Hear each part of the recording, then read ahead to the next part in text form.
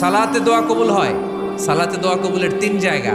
একটা হচ্ছে তাকবীরে তাহরিমার পরে আমরা সানা পড়ি না, আমরা তো একটা পড়ি। আল্লাহর হাবিব সুন্নাহ এবং নফল নামাজে আরো পড়তেন সানা, ওই দোয়া কবুল হয়। 2 নম্বর জায়গা সালাতে সেজদায় পড়ে দোয়া করলে কবুল হয়। আকরাবু মা ইয়াকুনুল আবদু মির রাব্বিহি ওয়া হুয়া সাজিদ ফাকসিরু ফীহি দুআ। বান্দা যখন সেজদায় লুটিয়ে পড়ে, বান্দা আল্লাহর সবচেয়ে কাছে চলে যায়। কিন্তু বিশ্বনবী বলে, সেজদাটা তোমার রবের কুদরতি পায়ের উপরে পড়েছে। সেজদায় পড়ে দোয়া করেন। সালাম ফিরানোর আগে বিশ্বনবী দোয়া করতেন, লা ইউসাল্লিমান্না আহাদুকুম হাত্তা ইয়াতাআওয়াযা মিন আরবা'a।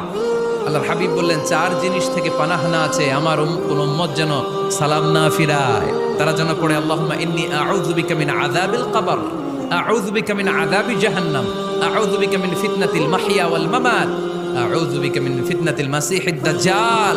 আল্লাহ কবরের আযাব থেকে বাঁচাও, আল্লাহ জাহান্নামের আগুন থেকে বাঁচাও, আল্লাহ জীবন